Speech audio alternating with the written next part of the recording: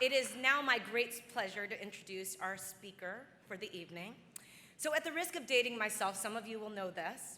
Some of you might recall the Billy Crystal routine on Saturday Night Live, where he mimics the actor Fernando Lamas, and he says, "It is better to look good than to feel good." Well, it seems America agrees. Last year, Americans spent somewhere in the neighborhood of $80 billion in the beauty industry, $80 billion. Our speaker today, Mary Dillon, runs the largest cosmetic retailer in the industry. Ulta Beauty is based in Bolingbrook with stores nationwide as well as a growing online presence. Her company employs 32,000 people with annual sales ringing in at nearly $5 billion. Ulta Beauty has done so well that her company was actually added to the S&P 500 last year. Recently, it's fair to say her stock has taken a little bit of what we call a breather, but at Ariel, we call that a buying opportunity, just so you know.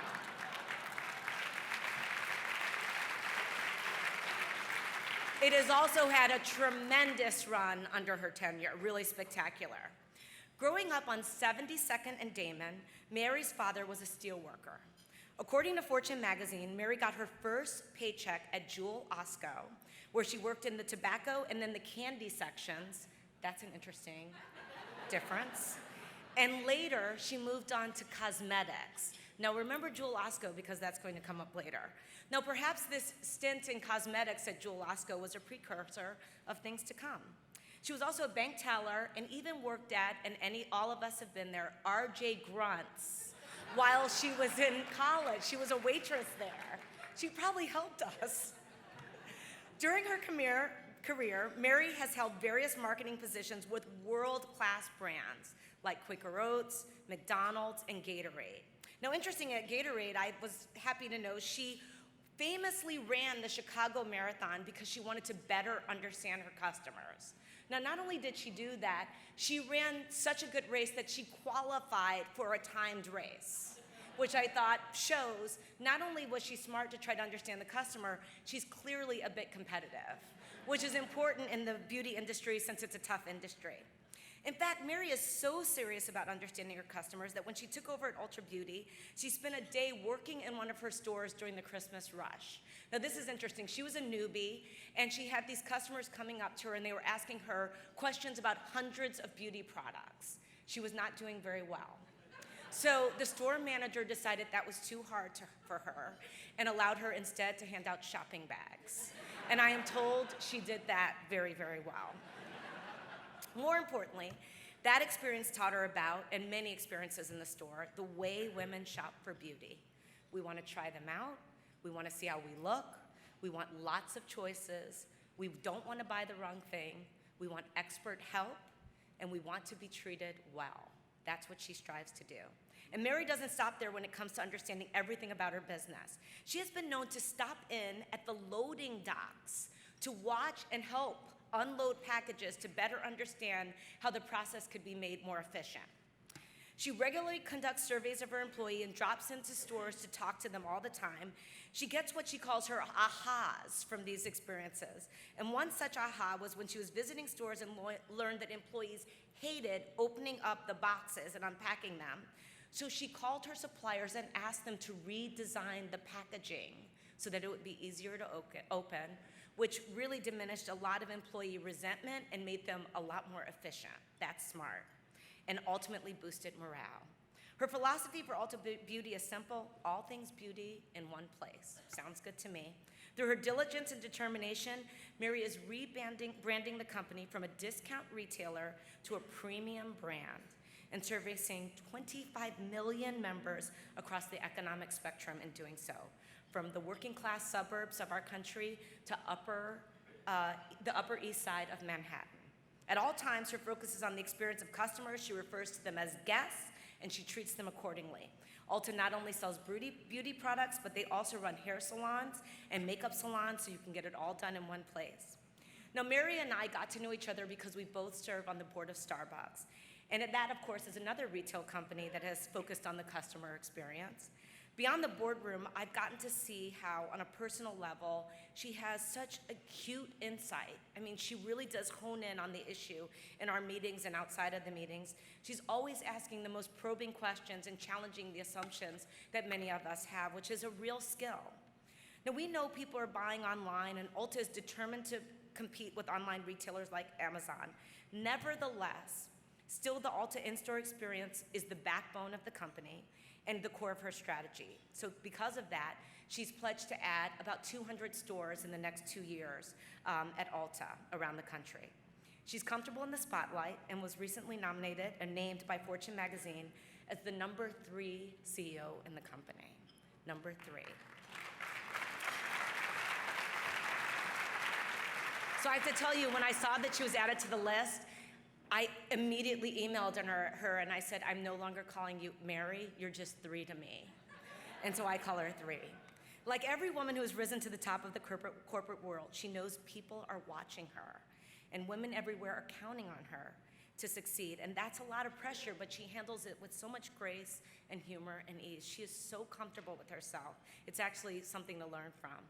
Now here's what boggles the mind. She has 4 children on top of all of this. She's married to a biochemist, and she still lives in Chicago, which is great. And as Billy Crystal playing Fernando Lamas might say, thanks to her company and her leadership, millions of Americans in this country look marvelous. I am very proud to introduce my good friend, Mary Dillon of Ulta Beauty, also known to me as 3. Thank you. Okay, and now I'll just take questions. Thank you. No, I'm kidding. That was awesome. Wow, thank you so much, Mellody. And thank everybody for that really, really warm welcome. Let me start by saying what an honor it is to share this stage tonight with these 2 incredible female leaders in Chicago. Eileen, we so appreciate the leadership that you brought to the Economic Club. And it's been the past couple of years, incredible job you did at Ingredient. You've inspired so many women along the way to the C-suite. And I know you're going to have an amazing but still very busy retirement, would be my guess. Thank you. And Mellody, thank you so much for taking on the helm of leading the Economic Club. It's a really proud day for our city. And Mellody's accomplishments run far and wide. And I just have to say, it's been so great getting to know you on the Starbucks board, and we are going to have some fun tonight. We can't stop talking, even at dinner, so that's good. And of course, the woman behind the women.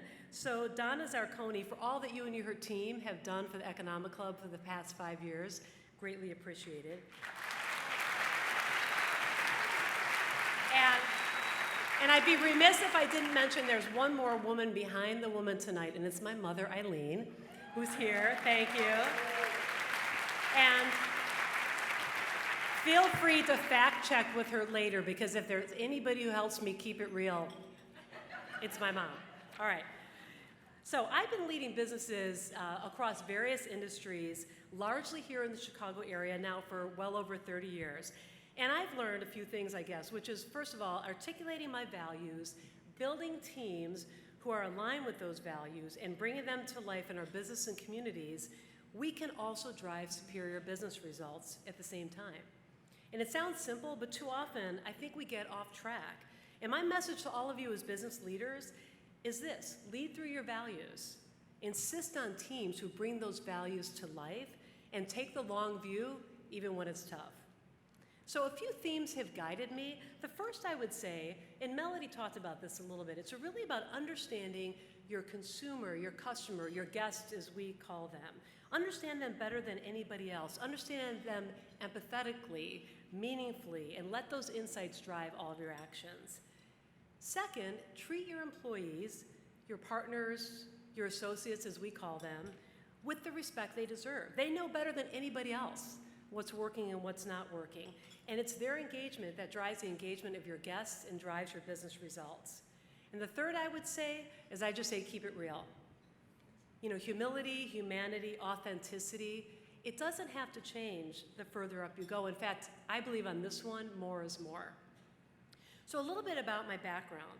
So not long after I became, as a little story, I became the CEO of US Cellular before I was the CEO of Ulta Beauty. I was invited to attend a speech that was being given by former President George W. Bush. And it was about a book he had written about his father. So I thought, well, that sounds pretty interesting. I'm going to go to that. So a couple days later, I started to get phone calls. One was about a background check, and one was about where I was going to sit and things like that. And I started to put this together. So I would say anybody here who's been in the situation when you're in a room and you're not the majority in the room, sometimes you do, in fact, get the best seat in the house.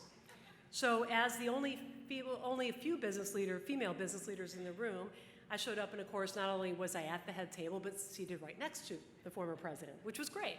So anyways, he was really gracious, and he spent time asking everybody at the whole table about themselves. And he was really curious to learn about this regional wireless CEO woman sitting next to him.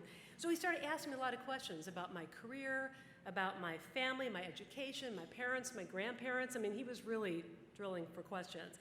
And when he was done, he pounded his fists on the table. And he was like, "That's right, Mary." No, I'm not going to try to imitate George Bush. But he said, "Mary, your story truly is the American dream." And you want to know something funny? It's actually the first time I really thought about it that way, and he was really right. So both my grandfathers emigrated from Ireland in the early 1900s. They worked in coal mines and steel factories, as did my father. And as a first-generation college graduate, it's kind of interesting, but I've gone from my grade school home with my 5 other siblings at 72nd and Damon, which is West Englewood now, to the boardrooms of corporate America. Thank you. And, like many people in this room, I've been working since I was a teenager. I had a lot of jobs that Mellody didn't even list, including cleaning apartments. But I put myself through college at UIC, and I'm proud of that. Waitressing at RJ Grunt's, yes, my picture is still up on the wall across from the bar. If anybody wants to see me at 19, you can go check that out. But waitressing and student loans, and I was able to put myself through college and come out without a lot of debt. And not only did I really never aspire to be a CEO, I didn't even know anybody in the business world until I graduated from college and got my first job at Quaker Oats. But I was ambitious and I was hardworking, and I learned along the way that truly anything is possible. And this journey is really something that I'm proud about, and it makes me very dedicated, as you can imagine, to creating opportunities, especially for people without access or networks. Which brings me to Ulta Beauty. So I became the CEO of Ulta Beauty in 2013, and I'm really proud to say also one of our directors here is on the dais with me tonight, Michelle Collins. Thank you for being here. And I'm really proud about our results, but I'm also really proud about the fact that when I say Ulta Beauty, people don't look at me anymore like, Ulta, Ultra, what's that? Listen, they used to say that, right, for a long time. I knew that would never happen here in this room, but I'm just happy that now people know who we are. But I thought what I'd do is take a few minutes to just talk a little bit about the beauty industry, which I find pretty interesting. So I had not worked in beauty before Ulta. I certainly wore makeup, but by no means would I consider myself an expert. But I've learned a lot. And for sure, this is one of the most dynamic and interesting consumer industries that exists. It's personal, it's intimate, and it really runs the gamut. Remember Maslow's hierarchy of needs from psychology? It runs the gamut from the very functional, like a body moisturizer, to experiences that are truly up at the highest end of confidence and self-esteem building. And as a category, it's interesting. Beauty's been around for a long time. It's going to continue to be around for a long time. Cosmetics has actually played a role in humankind back at least as far as 6,000 years in every society in the world, often both for women and men. In ancient Egypt, cosmetics were used to protect the skin. Eye makeup in particular was used to ward off evil spirits. And dark coal was a very practical thing. Black coal was used to deflect sunlight, which you still see today, right? In baseball and football. It's kind of cool. Think about the images that you've seen of Cleopatra. You got to dig this lady. She truly made the smoky eye and winged eyeliner a thing. And they're both trendy again in 2017, so you go, girl. I don't know. All right, contouring. Now, contouring is something also that's been around since the 1500s, particularly for stage performers when there wasn't stage lighting as a way to show expression. And it got more mainstream in America in the 20th century, really through cinema. And today, contouring is back. It's having another minute. So the combination of reality television and social media really put the technique of contouring on the map big time. So here's a picture of Kim Kardashian tweeting a video about contouring circa 2012. And believe me, that had real impact. The influence of beauty bloggers is so interesting. It's felt throughout our business. This month, in fact, we've partnered with experts on curly hair to try our Diva Curl hair masks and share their tips. We continue to see all sorts of trends, like liquid lip and lip art, multi-masking, and yes, men do mask. Check that guy out. And one of my favorite trends, which is natural makeup. And yes, it's a natural look, but spoiler alert here, it requires at least 7 products. So I like that. More is better. So we're in an industry that I believe will always be very important in people's lives, and it's getting more dynamic today, right? In the increasingly multicultural world and country that we live in, the fluidity of gender definition, the importance of social media, the explosion of beauty bloggers, and the fact that more photos are taken today than ever in human history, and I don't think we're going to go backwards on that one. So we focused at Ulta Beauty on a very specific segment of the market that we call the beauty enthusiasts. They have a much greater than average passion for beauty. They're very enthusiastic. They aren't just replenishment shopping. Shopping for beauty for them is a hobby. It's not a chore. This is a fun thing to do. As you might imagine, the beauty enthusiast is very engaged. You might know somebody like this. There might be a few here in the room. I know a few of you guys are. But just look in her makeup drawers or her closets or her bags, and what you're going to see is multiples of everything, lipsticks and lotions and brushes, and of course, no one can have just one mascara, for sure. For her, it's all about newness and trial and innovation and trend and discovery. So I share this just to help underscore what makes beauty such a compelling space. You might think we're in the makeup business, but we're really in much more than that. We're in the fun business, we're in the confidence building business, in the business of joy. Now, I'm proud that Ulta Beauty, I believe, understands our guests better than anybody else in the industry. And we're driving industry growth through a successful business model, delivering in-store and online experiences that are really in line with how our guests want to shop. I'm also proud about a few other things. So opportunity. First of all, we have 35,000 now employees. We're growing very fast. And we have over 1,000 stores. We're growing rapidly with plans to build 100 stores a year for the foreseeable future. Now here's a cool thing. 92% of our associates are women. And we're creating 2,500 new jobs every year. We have more work to do to truly represent the diversity of our country, but I'm proud of what we've done. We're providing all sorts of career growth opportunity for those who want to go for it. And I can't tell you the number of folks that I've met in our company who have started as part-time cashiers. Sounds familiar. They're now general managers or district managers. They started out as stylists in our salon. They're salon managers or even maybe on our artistic team. The second thing I'm really proud about is culture. I place an incredible amount of effort and importance on shaping culture. At this stage of my career, at this stage of my life, and at this stage of Ulta Beauty, I really believe that a guest-centric, values-based, and high-performance culture, and that's what we've built, is really driving our success today. It starts at the top with me and my leadership team, and it comes to life every day through the interactions that our associates have with our guests in our stores and the environment that we create for them. Now, we measure associate engagement quantitatively, as I'm sure many of you do as well. And I'm really proud about the fact that Ulta Beauty right now is in the top quartile of all companies across industries globally in engagement, and the top 10% of all retail. So why is that? Well, a couple things. First of all, we attract, thank you, proud about that. We attract folks who love the beauty business for sure, but more importantly, we have a culture that really puts our guests and our associates in the center of everything we think and do. It's not just words on a piece of paper. I listen, my leadership team listens, and we get ideas, ahas, big and small, every single time. We treat our frontline associates with respect. We treat our field management as true business partners. You know, we're not perfect, but we're accessible and we're transparent. Now, I would say some of this seems like super obvious, that knowing and engaging and respecting our store associates will allow us to be a better retailer and to drive better results. But I can't tell you how many times I hear from people who've worked at other retailers who tell me they've rarely been treated that way. So let's talk a little bit more. It's a good segue to talk about our associates. If you'd indulge me a little bit, I just want to share a few stories that I've kind of picked up, just some very recently, some throughout the last few years, that I think really bring our culture to life. And it's about how our associates really bring a world of possibilities to our guests so they can look and feel their very best. Okay, first of all, Alaska. You ready for this? We have 2 stores in Alaska. Fairbanks was the biggest grand opening we ever had.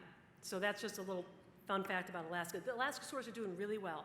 You know, beauty is influenced by social media and popular culture, and there's beauty enthusiasts everywhere. So we're really proud that Shamari, who's our prestige manager in Anchorage, was featured this month in Glamour magazine in an article highlighting careers in the beauty industry. So in the article, she shared her love for introducing guests to the world of makeup, and she was explaining how her guests have some pretty unique needs. And she's found a way to personally modify our all things beauty all in one place for her guests. So for example, many of our guests are in the military, but these women want to wear makeup and rock a smoky eye and wear lashes sometimes. She helps them find looks that really work, that are really cool makeup looks that maybe work for what they do. In addition, many of our Alaska guests live in parts of the state that have no running water. And so our teams have created an expanded section of things like makeup wipes or the life-saving dry shampoo that I'm sure all the guys here know about. So our team bringing it to life. Here's another one. Kate is a stylist, a hairstylist in Oshkosh, Wisconsin. And a guest came into Ulta looking for products, but honest to goodness, what this guest got was truly a transformation. This guest suffered from depression and had not cared for her hair literally in months. So instead of buying products, Kate encouraged her to come back and to sit in her chair and make an appointment. Kate spent more than 8 hours with this guest, conditioning, untangling, styling, transforming her hair from matted knots to glossy, beautiful red waves. And this guest later shared that Kate gave me the courage to try and change my life. Sam in Seattle. Okay, a mother reached out to us and wrote a letter that I got personally to share the experience of her 14-year-old daughter that she had with Sam, a master designer, in Seattle. And here's what she said. I want to share an amazing experience we had with Sam at the Northgate store in Seattle. My 14-year-old daughter, who recently came out, has been suffering greatly with anxiety. And over the holidays, she cut her own hair, not very well. I took her to the salon to see if somebody could help fix her homemade haircut. And in 45 minutes, what I witnessed was a miracle. Sam treated her with genuine warmth and respect and enthusiasm. When they decided on a style, he got her talking and laughing. He assured her that middle school and early high school were the worst of anyone's life and that it would get better. It was the first time in months, this woman said, that I saw my daughter open up and relax like that. It made her feel normal and pretty and valuable. And as she put it, I finally look on the outside how I feel on the inside. Katie, Benton Harbor, Michigan. I just met this woman a few weeks ago in Benton Harbor. Okay, I saw her in action, just giving amazing guest service, and then I just was chatting with her, and I learned a few things. Katie recently had a mother and daughter come in where the mother was trying to find a foundation. And it was difficult because the mother was suffering from a skin condition that made her skin a little difficult to match. And she really wanted to figure out how to find the right shade. So she spent a lot of time finding the perfect product and the perfect foundation in a brand that's particularly good at matching the skin tone of women of color, which is something the industry is not so great at. But we found the right product. Anyways, Katie found the product. It was perfect. Unfortunately, the guest wasn't able to afford it. It was a very expensive product. And on the spot, Katie bought it for her. And she just said, I'm just going to buy this for you. So you can imagine how the guest and her daughter felt. Here's another amazing story. Our salon manager in Seattle, this is so cool. She had a Muslim guest come in who wanted to try our salon, but said she couldn't because there wasn't enough privacy in the salon. So what did she do? Jessica simply went out, she bought a mirror, she bought a screen, she set it up in the shampoo room so that our guests could use our salon. So besides making that guest really happy, now Jessica has a big book of Muslim women coming to our salon there, which is pretty cool. And now lastly, a story about how Ulta even makes prom dates happen. So I'm telling you, there's some magical things going on here. So this is a story from our store team in Texas. I love this. We had a very nervous young man come in and ask. If anybody knows teenagers in the prom asking thing now, it's kind of a big deal. He wanted to ask permission to ask his friend to prom at Ulta because he knew how much she loved Ulta and how much she loved makeup. So he came in the night before, and she said he made sure it was okay with the management team. We bought her some goodies to give to her to ask her for prom. So we helped him find a hiding spot. Everyone on the team was excited. She came in with her friend. She was shopping in the NYX section, and he snuck up behind her, and she was pretty shocked. She said yes, and then of course she bought more makeup. So it's like, I love it. So these stories are not one-offs. I mean, it's not like these are just things that even I've just run across. It's what our team does every day and why my team and I align on the fact that everything we do, all of our efforts and our investments are around trying to make the store teams have the time and space to make things like this happen. So bottom line, I think you'll agree we're in more than just the makeup business. I also want to talk about our associates and careers and opportunity. I can't tell you the number of times that I've learned from our associates about how Ulta Beauty has made a difference in their lives and in their careers. And honest to goodness, you can't make this up. So the young woman, Katie, that I just told you about from Benton Harbor, after I learned all this and learned more about her life, I learned that she's a young woman in her 20s who's recently gotten legal guardianship for her teenage brother. And she's supporting him and herself. And she said, with what I can do here at Ulta Beauty, allows me to do this. And Jessica from Seattle, who had the Muslim guest, she also shared that her career at Ulta has been an amazing catalyst for her because just 5 years ago, she was homeless and living out of her car. So there's so many examples out there, like people like Jessica and Katie at Ulta, and really they serve as a great reminder, though broadly, why retail is such an important industry today. Retail offers millions of jobs across our country and giving people the opportunity to build a career and a life with only a high school degree. So in the last 4 years at Ulta Beauty, we've created more than 16,000 jobs. We've had 18,000 people promoted, most of those women, of course, at our company.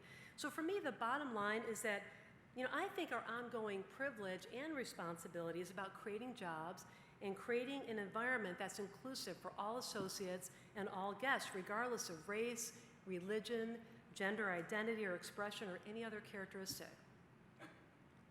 So, thank you. So I'd like to close my comments just on a couple personal notes. So 10 years ago, heck, even I'd say 5 years ago, this work-life question, work-life balance topic, I was like 10 or 5 years ago, I was like, please do not ever ask me that question again. Because I'd be like, why aren't we over this? And why do women only get this question? No, seriously. But I'll tell you what, it's 2017, and I don't think these issues are getting easier. Gender paradigms, 24/7 work days, family needs, and I honestly feel at this stage in my life that I have an obligation to be helpful, not only as an employee, but as a mentor and a role model when I can. And this isn't just about people with kids, right? There's many other demands in our lives, and we want all of our associates to live the fullest life they can and have the time for themselves outside of work that they need. So, for sure, everybody's choice in these things is personal and I believe needs to be respected. So when you think about families, deciding to stay at home or deciding to have two people working, choices are great to have, and most American households don't have those choices, the choices that most of us do. So first, when people ask me for advice about this, I'm like, appreciate the fact that you have choices.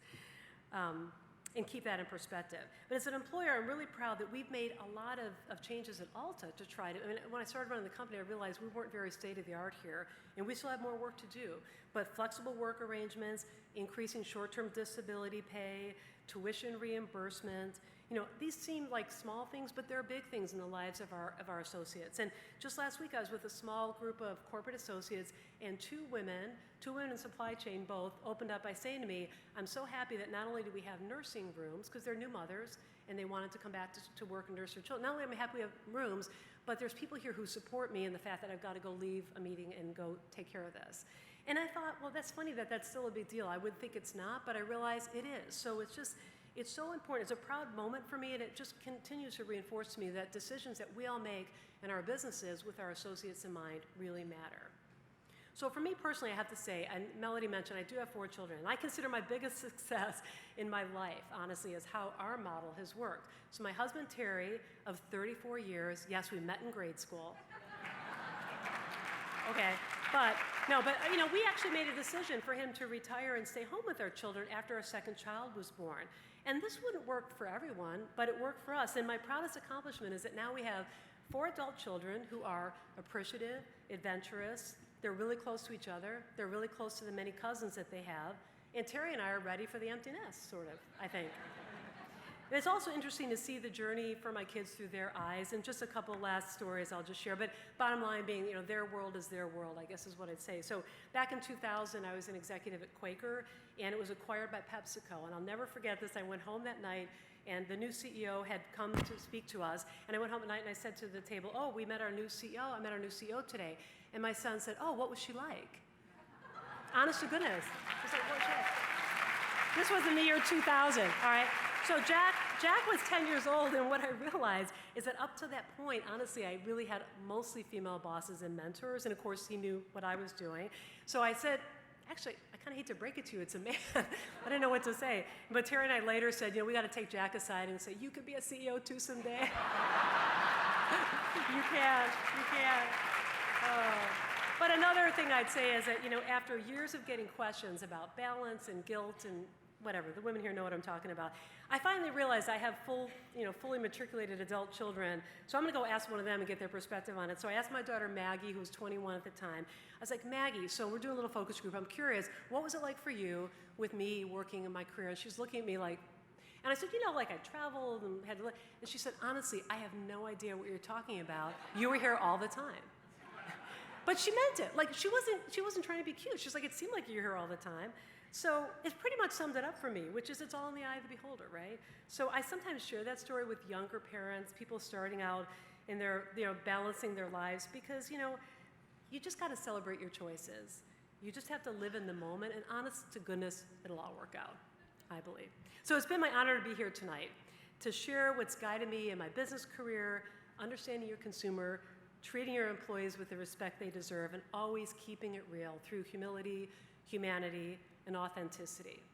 And as Andy McKenna, who's here tonight, a key mentor of mine, and many of you in this room I know, Andy once said to me, yes, let's give it up for Andy.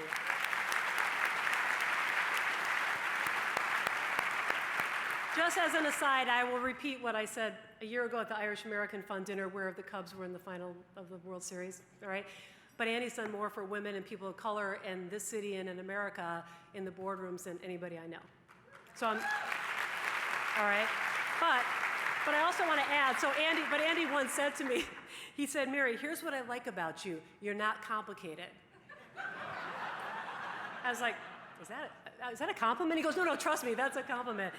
But I promised him at that time, I said, I'm always going to keep it that way. So I just want to tell you, thank you so much. I look forward to continuing the evening and my discussion with Mellody. Thank you. Thank you, Mary. That was just great. I want to start off. I have so many questions. But this is an unusual situation because your company has 92% women employees. Obviously very rare. And so I wonder, when you think about corporate America and the issues that are confronting women, especially in leadership positions, from your vantage point, where you have a lot of women leaders, especially at senior levels, what do you think these companies are getting wrong or are missing? What is not happening? Right. Well, inherently beauty, so many of our associates are working in our stores. But even at the senior level, you Right. But I was going to say, so we have an advantage in that way. And the senior level, yeah, half of my leadership team are women in key roles, like our CTO is here, our general counsel is here, our head of stores. Our board, we were recognized recently as having the most gender diverse board, one of the most gender diverse in the country, and certainly in Illinois with 50% women. So I'm proud about that. So, it takes sort of, I guess, at the beginning, just an orientation towards diversity as a non-starter. It's like you just have to look for talent. You have to make it a top priority at the very top of the company. It's easier said than done though, right? So I think part of it is making it top of mind, making it a priority, and developing the talent. So do you think people think that it comes naturally for you because you're a woman and so therefore you hire women? Yeah, I don't know. It's funny because we also had a moment where I realized I had to make sure that the men in our company felt that they could progress as well. Seriously, I had a thing happen once. We had a meeting and we had somebody talking about how great we were doing, and she had only met women on my team. And she said, well, now I know why this company's doing so well. You run all by women. And I was like, well, first of all, it's not exactly true, but thank you. Whatever. And then I realized that there were men in the audience who worked for us who were kind of like a little hurt by that, I guess. So part of me had to take a moment to go, well, it's an interesting lesson for all of us, because that's how many of us have felt when you looked up and you saw only men. But I also said to myself, I am not, after working this hard in my career, I'm not going to run a company where anybody feels excluded. And I'm going to make sure that we don't send that kind of signal either. So, but I would say when I go back to other parts of my career, it took people at the top, most often it was men, who decided to make it a priority to put women in operating jobs, to create flexibility when needed, to give them exposure and leadership development programs, and to build that pipeline. And what do you think led them to do that? I don't know. I mean, I guess certainly it's about, like PepsiCo is a great example. I think it's understanding that diversity matters and you're going to run a better business. If you really understand it's better for business, it's the right thing to do, but it's also the right thing to do for business. Well, it's interesting but because we just, we know that this McKinsey Lean In study was just released and progress isn't really happening. No, especially for women of color. But it's interesting, you came out of cultures where there was a big diversity imperative. McDonald's is known for it. Yes. Pepsi has had a long history even before Indra. Right. So maybe that was in your business DNA? Yeah, I think that's part of it, absolutely. I grew up in an environment, like I said, most of my bosses, when I started at Quaker Oats in 1984, there were at least 2 women that were in very senior roles. So I had the benefit of that. And I'll tell you where my world kind of collided is when I started to run US Cellular, right, in 2010. That was the first time I stepped into an industry, and it wasn't about the company, it was about the industry, that was much more male. And I went to the first conference that I went to in Barcelona, which was a global technology conference, and there was a line for the men's room. And I was like, that happens nowhere else on the planet. I've never seen a line. No, do you know what I mean? And I literally was like, okay, now I get that it can be very industry specific and nobody, so I think. Was that uncomfortable for you? The industry having that? It was a little shocking because I think it's in that industry in particular, we know there's still more men, that are in the STEM education field. We need to work really hard to make sure, because those businesses are going to drive the future, that we are absolutely adamant about making sure that diversity happens, gender diversity in all of these professions. Were you able to do that while you were at US Cellular? Yeah, we made progress on that there. Did absolutely. you make enough? Do you feel like you went as far as you? I don't think you can ever make enough. It depends on the starting point. Tell me about diversity as it relates to the beauty industry, because the definition of beauty is changing in a lot of ways, and it's being redefined. You and I have talked about ads and what they look like and how some of that is shifting. What's going on here? I mean, how would you think about it? Because there was an image for a very long time that covered magazines, ad pages, etc., of the white woman. She was blonde a lot of times, not always. Right. Blue eyes was this ideal. Yeah. And it took a long time, and even now, we're not where we need to be, but you deal with a very diverse customer base. Yeah, and employee base. I mean, we have 26% of our associates are Latinas, which is pretty cool.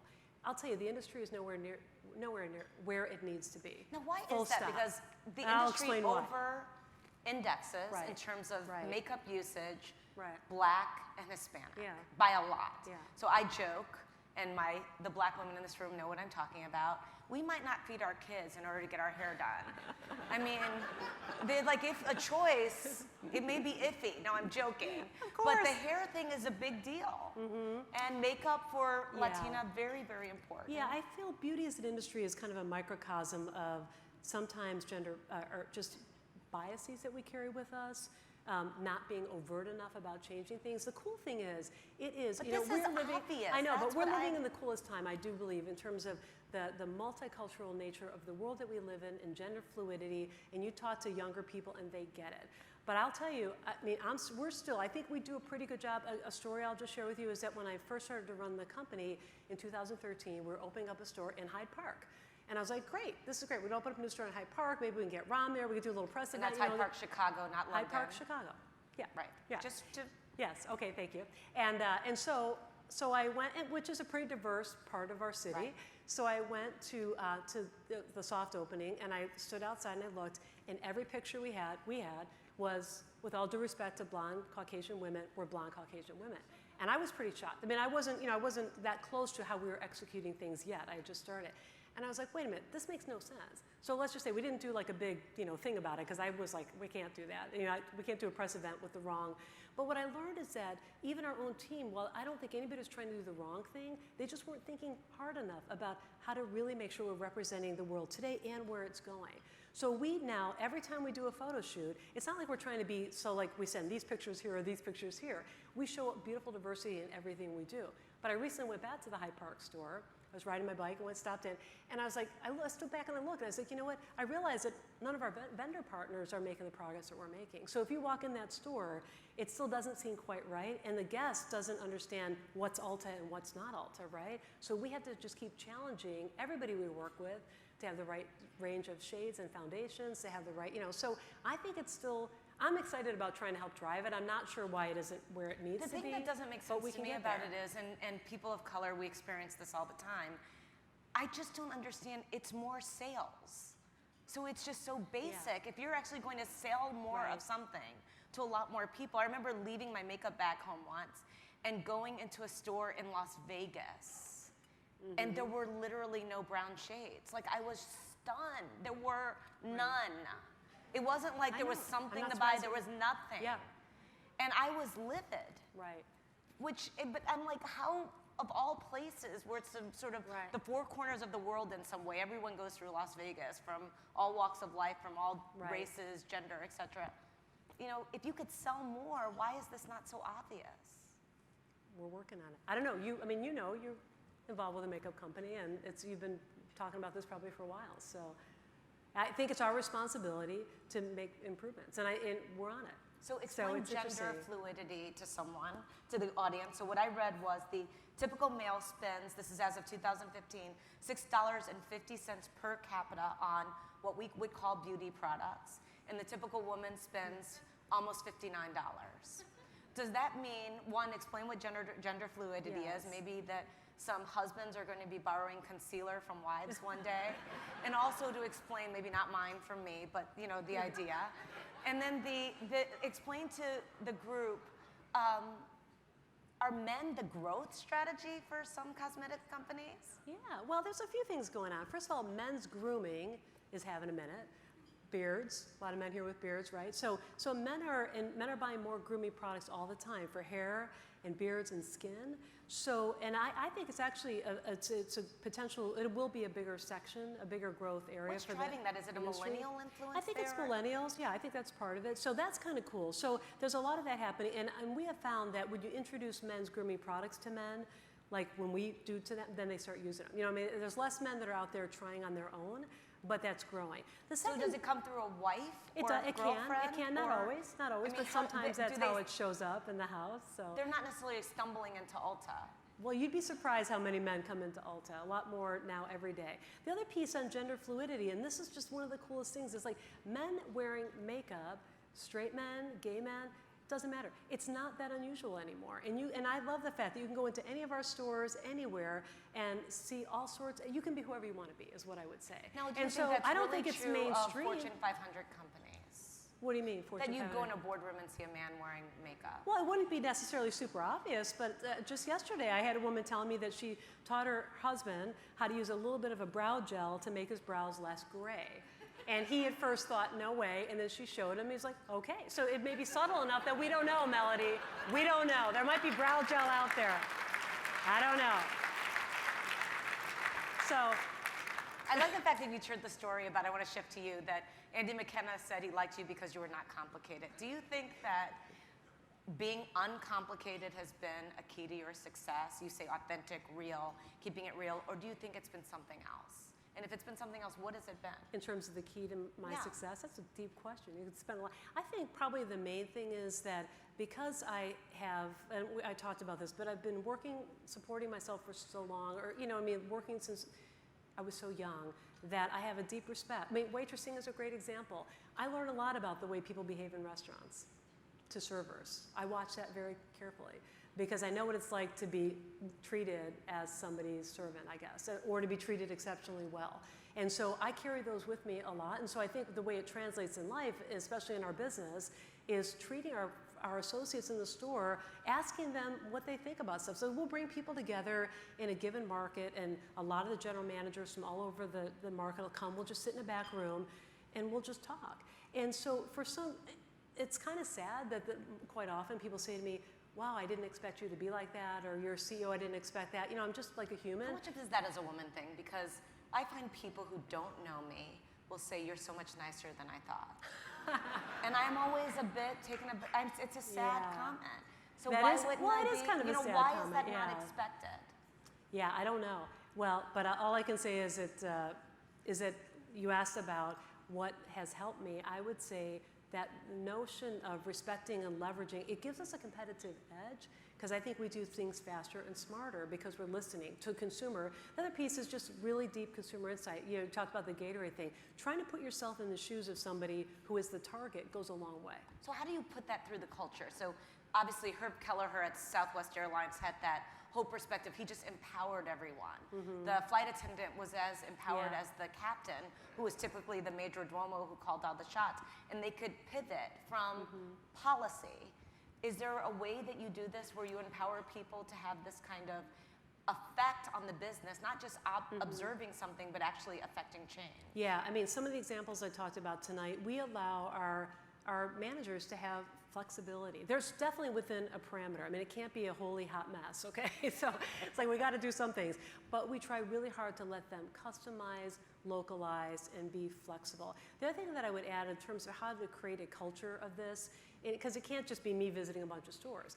I've got a leadership team. Every single person on the team shares the same values. And I'll never forget when I first started, we were in a room and we were doing a Q&A session with our district managers, ostensibly a Q&A, and I had just started. And frankly, it was interesting because nobody was raising their hand asking questions. That was a red flag. And then when they started asking questions, the people that were on the stage with me, most of whom aren't on my stage with me anymore, their first reaction was to shoot the question down in like a nice way, but kind of like well, we tried that, or that won't work, or whatever. And I'm listening to this, I was like, wow, you guys have had too many years of kind of growing up thinking you got to be the smartest person and have all the answers, and we flipped it now, where we can't do everything people ask us, but it's a very much a, well, tell me why you're asking that, or let's go look at that, or that's a good idea. And that sounds simple, but I'll tell you. Do you have to coach people on that? Well, some people are coachable and some people aren't. But I think it has to be inherently a true value that somebody has, that they actually want to listen and learn. Are you scared of Amazon? That's a segue. Amazon. I'm not scared of anything. Nothing? No, I'm kidding. What I'd say about Amazon is Amazon has changed everybody's expectations about speed and convenience in life, right? And that's only going to continue to happen. Now, the beauty industry, it's a little interesting. The hard part is that most of the people that invest in us, with all due respect, are men on Wall Street who aren't our consumer target. And so a lot of times people don't understand really that really, truly, truly, there's a big segment of shoppers. It's 57% of shoppers that are this beauty enthusiasts. They love to shop in person and online. And that experience in-store plus our services, that's never going to go away. But what scares me a little is that there's a herd mentality about everything's about Amazon. So when they bought Whole Foods and Nike, so there's a lot of stuff happening there that's shifting the narrative about retail. But those of us who know retail know that people are going to be shopping in stores and online for many years to come, and our job is to play offense and make the experience better every day. There's been some obvious real effect. So every day we open up the paper, we see doors closed to retailers. We just saw Sears Canada is declaring bankruptcy. There have been a lot of companies, obviously. What is it, if you look at just traditional department stores or some of the traditional retailers, what do you think they have to do to make sure they can survive and thrive in this next iteration of retail? Yeah, and for sure, it's not like there's no effect. I'd say a couple things. One is department stores, people have been shifting away from department stores for a long period of time, not only because of online shopping. They've been shifting more to things like where we're set up in specialty, smaller formats. And so fortunately for us, our real estate tends to be off mall. So that is less about online, it's more about I don't want to go park in this big, huge parking lot and find, right? So that's one thing. The second is that it depends on the category. So depending on, certain categories are much easier to just replenish online, other things we want to shop for in person. But at the end of the day, I know everybody in retail, and I think I know we're on this, we've really got this, but we have to keep working at it. It has to be, you have to have an experience that people want that's somewhat exclusive, that's fun and engaging, that has a human physical component to it, and you have to be great online. You have to be a multi-channel operator, but to exist as a bricks and mortar retailer, you have to have a reason for people to come and shop. So are you lucky because we need to try it out and see the color, and we can't necessarily return the used mascara? Well, you can return, but most people don't. You can, even if you've used it. But the return rates are very low in beauty for exactly that perception. That's right. So don't go return everything now. Just see it. I don't want to see those pallets coming back. I'm just telling you right now because you didn't buy them. But you're right. So part of the big part for us that's great is that the physical touch, feel, scent, color, smell services. So we have a full service hair salon in every Ulta. We do skin, brows, I've been to an Ulta hair salon. makeup. You have? I have. Thank on State you. Street. Okay, There's very never good. black women in hair. I know. I heard know. there was a woman there, so I went. You have to go to the Michigan Avenue store now. But those things have to be performed by humans on humans, I hope, for a really long time. If So a no drone, one, we can't cut our hair online. yeah, and is I don't your want to see point. a drone come and doing anybody's brows because that'll just really tick me off, and it'll be scary to see. So for us, it's about leveraging what makes us different and really experiential. But you've got something that everyone envies in retail, which is this loyalty program that's unbelievable. So you Yeah. have 25 million Yeah, members it's a of big your loyalty 25 program. million members of your loyalty program. 25 and a half technically right now. But And it grew 28% last Yeah, year? yeah. So what are you doing that other people aren't just saying, we're going to follow this lead and Right. do the same thing? Why aren't they catching on? yeah, well, everybody's Because 90% of your sales are those people. yeah, that's right. Right? Yeah, over 90% of our sales. So So 90% of your sales come are coming the- from these 25.5 million people. So the good news is there's a lot more of them out there. So we only have about 20% of the beauty enthusiast target. So there's a lot more we're going to get in there. We only have about a third of what she spends on beauty in total, because you can buy beauty in a lot of places. So that's cool. So here's what we do with the loyalty program: keep it simple.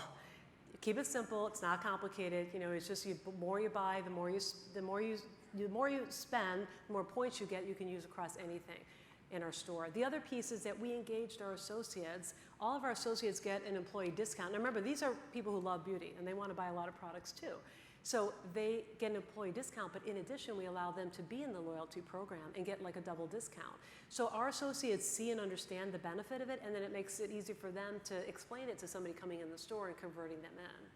It's Why do pretty you simple. think that others haven't followed that formula, which is pretty, as you say, simple? Yeah, maybe I should not tell everybody about that formula now that you mentioned it. I should just, I don't know. I mean, I think that you can get a little tangled up in complexity and think that bringing in uncomplicated. partners, I'm uncomplicated. It's coming back again. See, You're uncomplicated. that was it. It's uncomplicated. But I think you can start to get intrigued by, well, if I'm going to do this loyalty program, maybe I can bring these other perks in, these other companies that can, whatever. I think it's just easy to get a little bit complicated But about it. you started this program.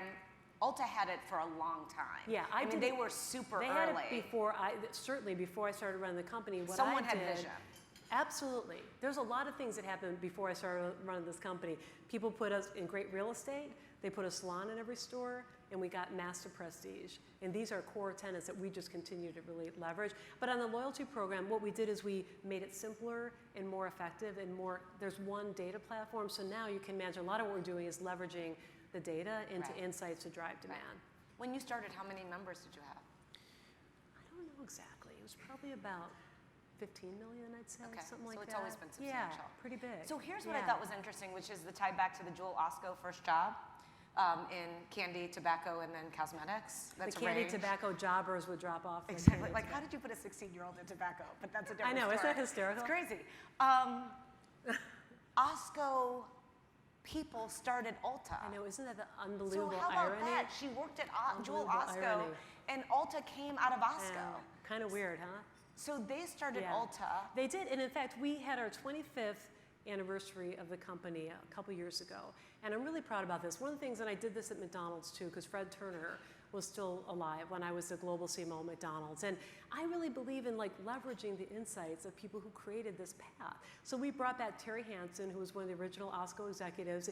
We did a whole town hall, and we really celebrated him and asked him questions and just leveraged his insight. With Fred Turner, I remember once I asked him, you're going to laugh at this, it's kind of funny, but at that point in the time, something like the Big Mac, which is marketed around the world, had no cohesive, unified strategy about how we would talk about it, right? That sounds kind of funny. But so anyway, so we were trying to create like a global structure around how do you communicate. So I decided to ask Fred one day, we just brought him in the conference room, like, I just want to pick your brain. So what were you thinking about when this was invented, or and what was the emotion? What were you trying to accomplish? And you ready for this? He literally started crying. And he said, nobody's really asked me those questions before. I was like, okay, I'm glad I'm writing it all down, and but just to kind of go back to the insight. So I'm really proud about the fact that we're able to do that with the Osco people that founded Ulta Beauty. So here's the thing I also thought was interesting is that all of the drugstore chains now are going all in on beauty. Mm-hmm. So I have a drugstore across the street from me, and they redid the entire store. I know, line up. Walgreens. Line so up. Everybody Walgreens, wants to be more in CVS. beauty. I mean, Yeah. it is like walking into a cosmetics floor. Yeah. In some of these Yeah. these drugstores, somewhat like the pharmacies in Europe. Yeah, that's right. That that's have right. a big yeah, I mean, makeup on and any given skincare. day, you can buy beauty in over 70,000 places So in is the that US. making it harder for you that they're getting more aggressive and they recognize the benefits of beauty? Yeah, I would say, first of all, we compete with everybody who sells beauty, drug, mass, department stores, online retailers. Nobody puts it all together in one place. That's why we say all things You have beauty all in 500 one products, place. right? Yeah, and it's from mass to prestige. So the Walgreens and the CVS of the world, I mean, everybody's raising their game in beauty and they're doing a great job with it. But it's only going to be a certain set of products and not services, so that's where we're different. But also, at the end of the day, you're not on a beauty shopping mission when you go to a drugstore. You're on a beauty shopping mission when you go to Ulta Beauty, right? So she's always going to pick up things in different places, but we're by far the market share gainer. But you're not worried about that eroding you because there is a bit of an impulse purchase that happens. I mean, there's some reason that you see exactly. that nail polish. Yeah, but even today, and you think it's $3.99 and you buy it. You buy it. That's what happens. But even today, we don't have 100% of anybody's wallet share of beauty, so it keeps us on our toes. It's certainly going to continue to be interesting.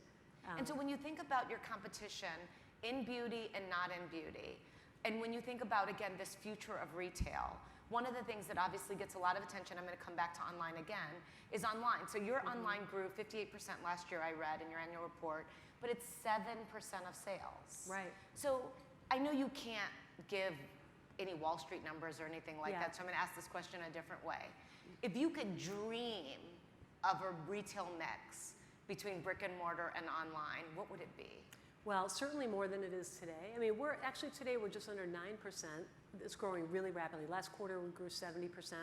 And we had targeted that we'd be at about 10% online a couple years ago, and now we build our supply chain around making sure that we could fulfill rapidly.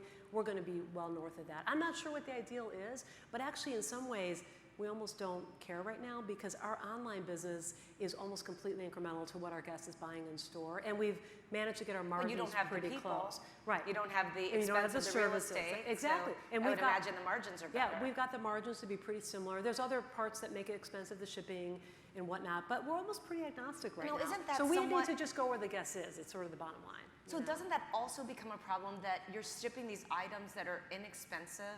So if it is I'm making this up, $9 mascara, Right. how do you actually make that She work sounds for like the our supply chain guys asking these questions. No, exactly. Well, part of it is there's So that there's a actually- free ship. That is a very legitimate question because we do have small products that sometimes are inexpensive, and you have to ship whatever the guest And people don't wants. necessarily buy 10 items online. Yeah, that's right. But the way we serve up to our guests through our loyalty program, exciting offers, trust me, most of the time spending like $60. There's a $50 threshold for free shipping, so most people are incented to go above that. And so once in a while you might have things like that. For the most part, the average ticket online is much higher than that. So it's good. So the celebrities, Kardashians, Rihanna, Yes. they're dropping these makeup lines that are doing spectacularly well. I mean, crazy. Right. They say that Kylie Jenner made $400 million on lips, Yeah. I think it was. Pretty fast.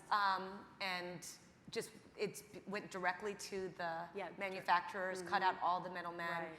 Does not sell through any store. Right. It's all online. Rihanna, I think, is doing a mix, but it's come out with huge fanfare. Right. What does that mean for your business? Is that a fad, like celebrity perfume, or is that something that is here to stay? And if it's here to stay, how do you Right. respond to that? Yeah, I would say it's hard to say with the celebrity part is a fad or not, because you're right, there's many times that can be kind of go in cycles.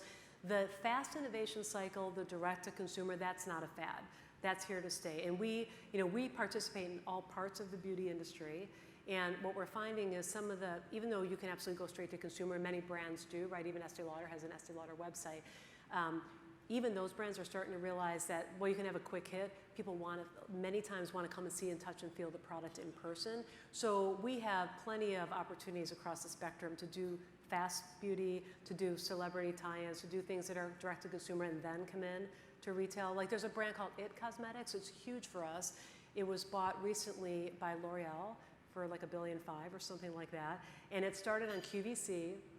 only QVC, and then we were then they decided they really need to go to a physical bricks and mortar retailer because there were so many women who wanted to touch and feel and see the product. So we became the exclusive distributor of IT Cosmetics and really grew that business. So there's a lot of ways to play the business model. Last two questions. How are millennial customers different from Gen Xers?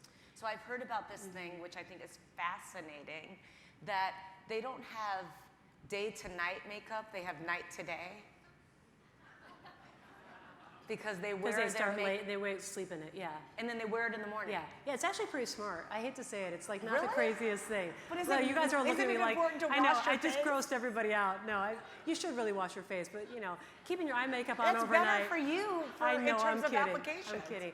I'd say that there's a little bit of that. Millennials are super influenced by everything social media. So what we do is spend a lot of time and our effort around making sure that we're connecting with the beauty bloggers, the Instagram sources, YouTube, which is where people are spending a huge amount of time learning about. So they're into learning that way. They're very multicultural. They're very gender fluid. They're very into trend and curating a look that's distinctive and unique to them. So again, I think we're actually really well set up to cater to that because of the many, many brands that we sell. But they can turn against you too if social media goes negative on a product or on a brand. Well, yeah, everybody lives with that every day, that's for sure.